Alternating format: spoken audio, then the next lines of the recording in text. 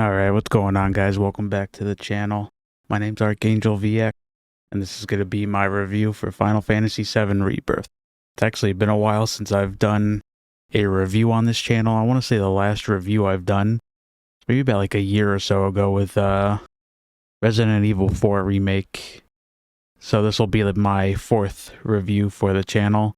My first review was God of War Ragnarok, Forspoken, 10 out of 10 greatest game of all time, RE4 Remake, and now Final Fantasy VII Rebirth. So I think going forward, the next few games that I'm probably going to review, maybe, we'll see, like Rise of the Ronin, and then I'm thinking Stellar Blade, and then Ghost of Tsushima for the PC release.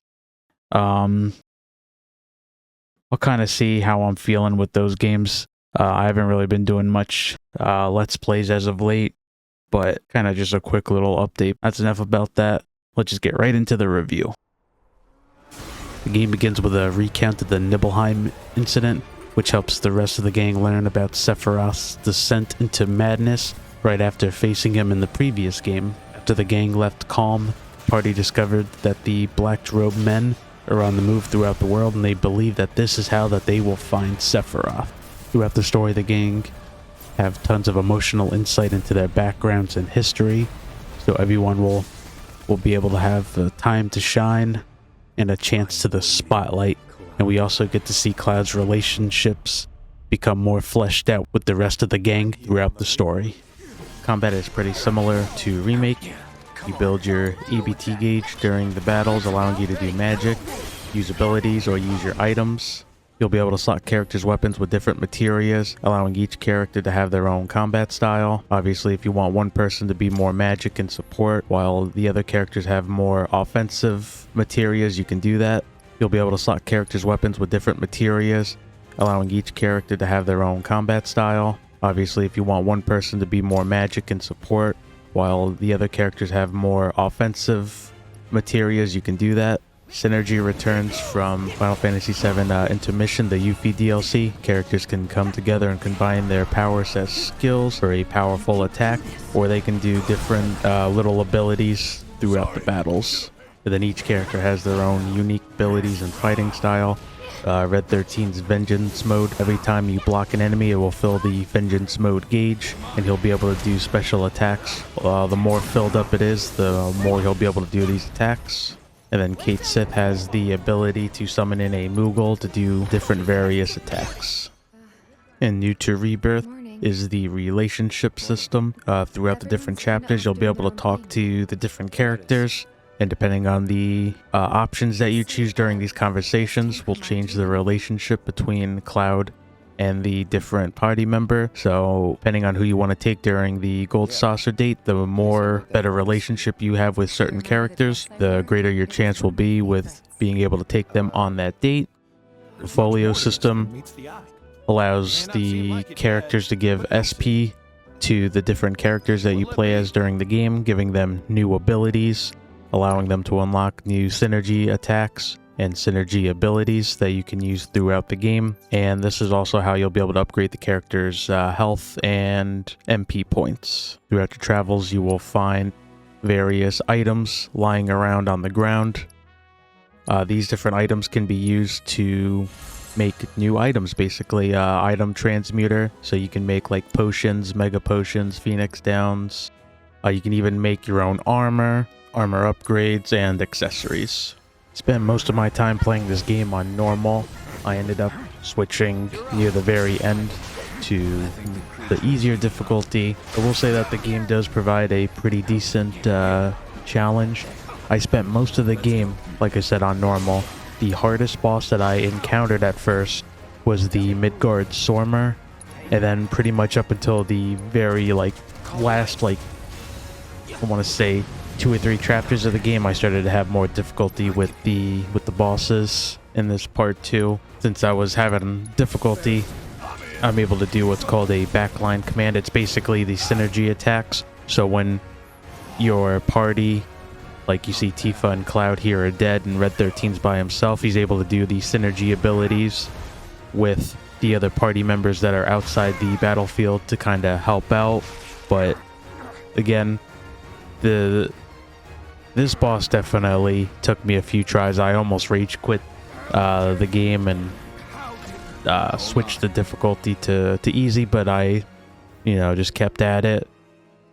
Definitely, once you get a handle on the different bosses and their attack patterns and what their weaknesses are, it definitely does get a lot easier. And of course, this game is open world, so you're able to run around, level up, do other side quests and side content to pretty much help level your character up. And then when you're more confident and ready, you can just run back to the area or run back to the mission that you're in and retackle the boss or combat situation that you're getting stuck in. So summons return in Final Fantasy VII Rebirth. Obviously, you get like Rama and Leviathan. I got them from the save data carried over from the first game, and then Yuffie's story DLC.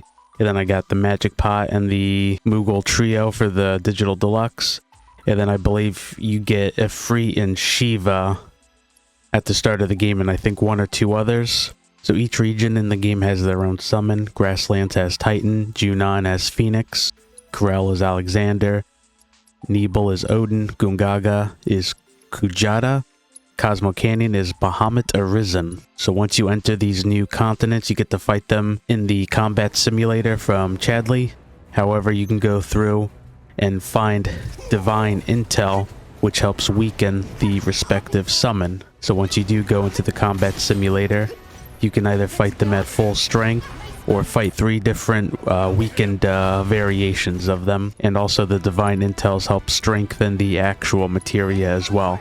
So if you just go straight through and fight them at full strength, you'll get them at a like a level 1 star. But then if you go through and do all the divine intel and then defeat them, it will help strengthen the materia. But I believe if you defeat them in the combat simulator, that you can still go through, do the divine intel, and then strengthen them as you find the divine intels. There are side quests in the game, and specific party members will take interest in these side quests. In this way, if there's a specific party member that you want to strengthen your bond with above everyone else's, then obviously you can go through and do these ones, especially if you've got a specific character in mind that you want to take to the gold saucer date. I will say for the most part this game has ran pretty smooth for me. I was playing on the quality mode, I believe that it's called. I know that with the performance it was looking a little blurry for some people. I don't know how much they've improved upon it. I know that they've been sending out some patches, and I've noticed that in my playthrough, especially once you get to the Nibelheim region, and you'll see right here, and I don't know if it's because there's like a bit of like a bokeh effect on the background mountains right there, or if it's just having trouble loading in the textures. You could see it's very noticeable with the texture pop in. And I've noticed too that when you're in the tiny Bronco and you're flying, everything down below looks very low, like lowly rendered. But beyond that, my games ran pretty smoothly. I haven't really encountered any game-breaking bugs. And just, yeah, besides just little texture pop-ins and whatnot, I haven't really had any major issues with the game. And then I know people are very confused about the ending of the game. I don't know if I'm even going to talk about that in this review. I don't even know if I'm going to be talking about it in a whole separate video. I'm still kind of debating on that. I like the ending. It's just, I guess some people were kind of confused about the whole thing. It gets a little convoluted with everything that's going on. I don't want to get too much into spoilers, but that's something that people have been talking about. And as for, I guess, like a rating of the game, I would say it's a good like 8 out of 10. This game's been very fun. It's a long game. I spent, as of right now, I think I'm at like 40-50 hours on a first playthrough. I am thinking of doing another playthrough, doing like a let's play for the YouTube, but I'm still kind of debating on that. It might not be for a while, but yeah, this game I've really enjoyed it. I think if you enjoyed Remake, if you've enjoyed Crisis Core, just the story and the characters, I think you guys will really enjoy this game. And that's about it. I mean, yeah, it's been a while since I've done a review for my channel. So apologize if just the review in general is a little wonky. I'm still getting used to trying to figure out like formatting and doing better, I guess, with my commentary. But thank you so much for joining me, guys, and I will see you in the next one. Bye-bye.